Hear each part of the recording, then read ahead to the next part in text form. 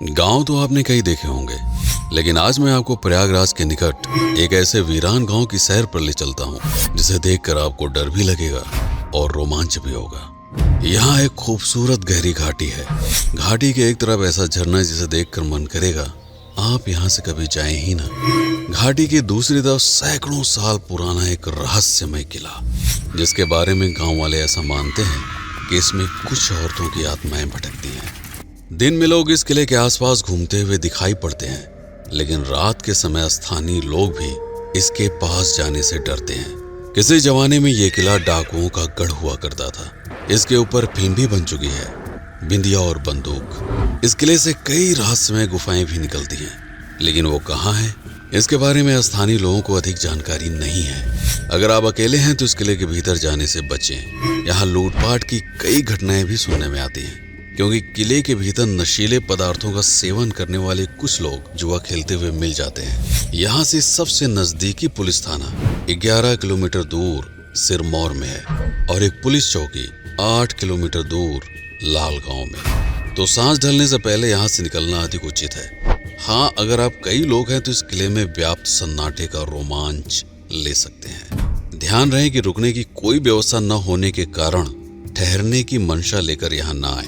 ना तो यहाँ पर कोई ढाबा है, ना ही रेस्टोरेंट, तो खाने पीने का जुगाड़ पहले से ही कर लें। बेशक ये जगह बहुत ही खूबसूरत दिखती है, लेकिन इसकी निर्जनता और यहाँ पर फैला हुआ सन्नाटा आग के भीतर एक डर भी पैदा करता है। मुख्य सड़क से झरने तक पहुँचने के लिए भी बहुत ही कठिन रास्ता है।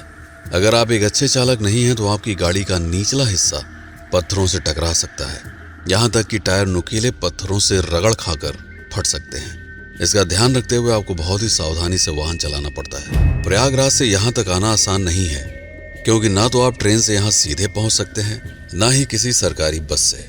सबसे नजदीकी स्टेशन है रीवा, जो यहाँ से 45 किलोमीटर दूर है। यहाँ आने के लिए आपको अपने ही वाहन का प्रयोग करना पड़ता है। प्रयागराज के नैनी पुल से 45 किलोमीटर दूर मध्य प्रदेश की सीमा प्रारंभ होती है। तमसा नदी को पार करते ही आपको काफी दूर से पहाड़ियों की एक दीवार नजर आती है। ये विंध्य श्रृंखला की पहाड़ियां हैं, जो सैकड़ों किलोमीटर तक फैली हुई हैं। 10 किलोमीटर की यात्रा के बाद जब आप इन पहाड़ियों के करीब पहुंचते हैं, तब रोमांच की अनोखी लहर आपके पूरे शरीर में दौड़ने लगती है। इतना तीखा ढाल देखकर मन में संदेह पैदा होता है कि गाड़ी इस पर चढ़ पाएगी या नहीं। दिमाग के भीतर जैसे कोई फुसफुसाने लगता है, अगर टायर पंचर हो गया तो क्या करेगा। इस संदेह की पुष्टि होने लगती है जब जगह जगह पंचर हुई गाड़ियां नजर आने लगती हैं। चढ़ाई पर चढ़ते समय टायरों पर जरूरत से ज्यादा दबाव पड़ने के कारण ऐसा होता है। ऐसे ही विचारों के प्रवाह में 4 किलोमीटर की सुहागी पहाड़ी पार करने के बाद इस यात्रा में हुए आनंद की भरपाई करने की बारी आती है, टोल चुकाकर। यहाँ से यात्रा करते समय आपको इक्का दुक्का पत्थरों से निर्मित अधपक्के मकान काफी दूर दूर बियाबान में बने नजर आते हैं। दिमाग सोचने पर मजबूर हो जाता है कि इस निर्जन में लोग रहते कैसे हैं, पीने का पानी कहाँ से लाते होंगे, पथरीली जमीन पर खेती कैसे करते होंगे। ऐसे ही हैरान परेशान दिमाग नेशनल हाईवे 30 पर 18 किलोमीटर की यात्रा करके कलवारी पहुंच जाता है। ध्यान रहे कि यह सड़क सीधे आपको मैहर तक ले जाती है। मैहर पर वीडियो अगर आपने नहीं देखा तो इस वीडियो के अंत में उसका लिंक मिल जाएगा, अवश्य देखें। यहीं से एक सड़क लाल गांव की ओर जाती है, इसलिए इस तिराहे को लाल गांव मोड़ बोला जाता है। यह सड़क है राष्ट्रीय राजमार्ग 135 BD, जो लाल गांव, केवटी और सिरमौर को आपस में जोड़ती है। इस सड़क पर आगे बढ़ते हुए आपको विचित्र अनुभव होता है। दूर दूर तक फैले हुए लाल मिट्टी के मैदान, इक्का दुक्का पेड़, कहीं कहीं घास चढ़ते हुए पालतू पशु और हर किलोमीटर पर आपके गंतव्य की जानकारी देते हुए पत्थर। अगर आप शहरों में रहते हैं तो ऐसी निर्जनता और वीरानापन देखकर सम्मोहित हो जाएंगे। रास्ते में कई छोटे छोटे गांव नजर आते हैं। 17 किलोमीटर बाद एक बड़ी बाजार दिखाई पड़ती है, लाल गांव। अगर कुछ खाने पीने का सामान खरीदना चाहें तो खरीद सकते हैं, क्योंकि यहाँ से 8 किलोमीटर दूर केवटी गांव तक आपको सिर्फ सन्नाटा ही मिलने वाला है। तो प्रयागराज से कुल 95 किलोमीटर की यात्रा करके आखिरकार हम पहुंचते हैं केवटी गांव। इस ग्राम सभा में आसपास छोटे छोटे लगभग 12 टोले बसे हैं, जिसमें से एक है छोटा सा केवटी गांव, जिसकी आबादी होगी 300 के आसपास। इस गांव में ज्यादातर लोग या तो किसान हैं या फिर पैसा कमाने के लिए दूसरे शहरों में जाकर मेहनत मजदूरी करते हैं। केवटी गांव किसने बसाया? 1495 के आसपास बांधवगढ़ के राजा बघेल वंशी शालिवाहन के पास सिकंदर लोधी ने अपनी एक बेटी से शादी करने का प्रस्ताव भेजा, जिसे ठुकराए जाने पर 1499 में बांधवगढ़ के कई क्षेत्रों में सिकंदर लोधी ने आक्रमण कर दिया और कई गांव और खड़ी फसलों को जला दिया गया। हर संभव कोशिश करने के बाद भी बांधवगढ़ का किला जीतना संभव न हो सका।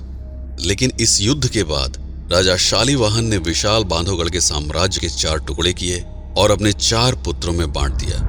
बांधवगढ़ का किला मिला सबसे बड़े बेटे वीर सिंह देव को, उत्कल का क्षेत्र मिला उदयकरण को, घुमन का क्षेत्र मिला राजकुमार जनक और अंत में केवटी का क्षेत्र मिला राजकुमार नागमल देव को। सैनिक और ग्रामीणों की मदद से राजा नागमल ने महाना नदी के किनारे केवटी जलप्रपात के ठीक सामने किले का निर्माण कराया और यहीं से केवटी राजघराने का उदय हुआ। 1857 के स्वतंत्रता आंदोलन के दौरान जब पूरे देश में अंग्रेजों के खिलाफ विद्रोह की भावना चरम पर थी, ठीक उसी समय क्षेत्र पर अधिकार रखने वाले ठाकुर रणमत सिंह ने अपने कई साथियों के साथ मिलकर अंग्रेजों के कई ठिकानों पर धावा बोलना शुरू कर दिया और छुप छुप कर कई जगहों पर रहने लगे। आसवाड़ नामक एक अंग्रेज ने मुखबिरों को लालच देकर ठाकुर रणमत सिंह की गुप्त जानकारी हासिल की और केवटी के इस किले पर हमला कर दिया। अंग्रेजों से भीषण युद्ध के बाद ठाकुर दल थमन की मदद से वह सफलतापूर्वक यहां से निकलने में कामयाब हुए। हालांकि बाद में उनको धोखे से पकड़ा गया और 1859 में आगरा की जेल में उन्हें फांसी दे दी गई। उसके बाद से यह किला अंग्रेजी सैनिकों के द्वारा ही इस्तेमाल किया गया। अंग्रेज सैनिक पास के गांव से स्त्रियों को उठाकर ले आते और उनके साथ इसी किले के भीतर दुराचार करते। जो स्त्रियां इसका विरोध करती उनका कत्ल कर दिया जाता।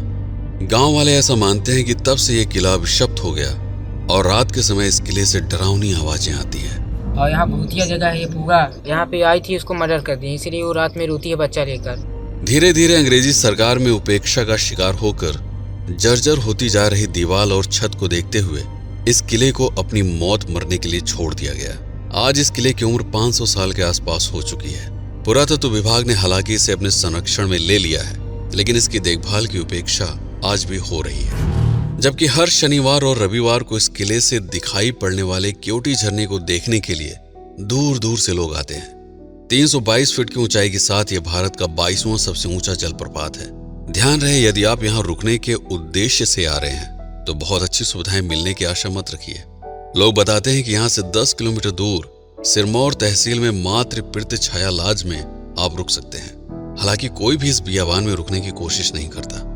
यहाँ पर आप झरना देखिए, अगर मन करे तो नहाइए, सेल्फी लीजिए, वीडियो बनाइए, मंदिर में दर्शन भी कर लीजिए। कुछ लोगों के साथ मिलकर किले का भी भ्रमण कर सकते हैं, लेकिन सूरज ढलने से पहले यहाँ से निकल जाइए सुरक्षित।